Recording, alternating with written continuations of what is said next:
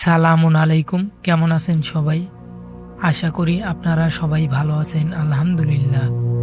আজকে আমি আপনাদের যে বশীকরণটা শিক্ষা দেব, এটা হচ্ছে কামিনী বশীকরণ। তন্ত্র মন্ত্র জগতে ভাবে এই বশীকরণের লাইনে অনেক ধরনের বশীকরণ আছে। মোহিনী, দহিনী, রাসমোহিনী এবং আরও বহু রকম বশীকরণ আছে। তার মধ্যে বিশেষ একটি হচ্ছে আপনার কামিনী বশীকরণ। এটির মাধ্যমে আপনি যে কোনো ব্যক্তিকে আপনার নিজের দিকে খুব সহজে আকৃষ্ট করতে পারবেন এবং এটি সে আপনার দিকে এমনভাবে আকৃষ্ট হবে যে সে আপনার সাথে মিলন করতে চাইবে। এই ধরনের একটি বশীকরণ বিদ্যা এই কামিনী বিদ্যা।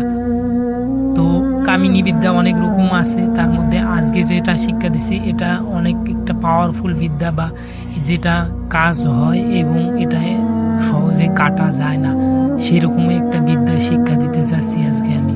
আপনারা ইউটিউবে অনেক ধরনের বিদ্যা পাবেন, তো আপনারা সেগুলো প্রয়োগ করবেন, আমারটাও প্রয়োগ করে দেখবেন যে কোনটা কাজ হয়।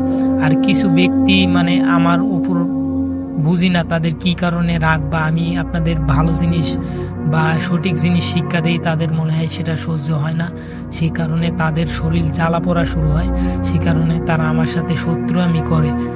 তো তাদের কেউ কিছু বলার নেই, তারা তাদের কাজ করুক, আমি আমার কাজ করছি।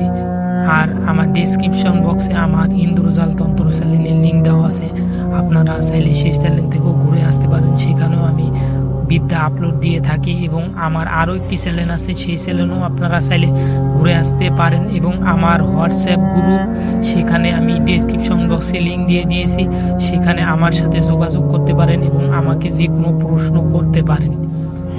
আজকের বশীকরণটা খুবই সহজ, এখন বলি আপনারা কিভাবে করবেন। মন্ত্রটি সর্বপ্রথম শনিবার অথবা মঙ্গলবার 108 বার পাঠ করে মুখস্থ করে নেবেন। এরপরে আপনি কাজটি করতে পারবেন মাত্র একটি দিনে, সপ্তাহের মধ্যে একদিনেই করতে পারবেন। কি করবেন? বৃহস্পতিবার সকালবেলা ঘুম থেকে উঠবেন, উঠে বাসি মুখে আপনার ডান হাতে 1 চিমটি লবণ নেবেন এবং আপনার জিহ্বা থেকে কিছুটা ময়লা তুলবেন। জিহ্বা ঘষলে দেখবেন সাদা সাদা এক ধরনের ময়লা ওঠে, সকালবেলা বাসি মুখে থাকলে।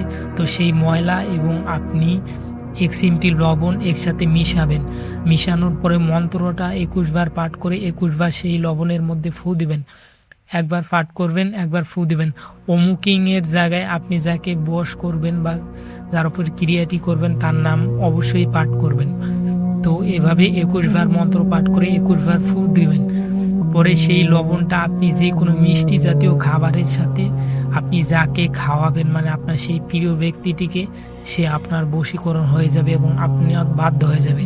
তবে এটির অনুমতি আমি আপনাদের কাউকেই দিচ্ছি না এই বিদ্যা প্রয়োগের, কারণ আমি জানি আপনাদের চরিত্র কেমন।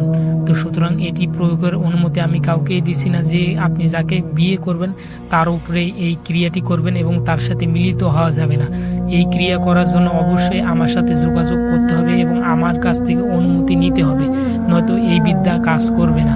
ভিডিওটি দেখার জন্য আপনাদের সবাইকে অসংখ্য ধন্যবাদ। সবাই ভালো থাকেন। সালামুন আলাইকুম।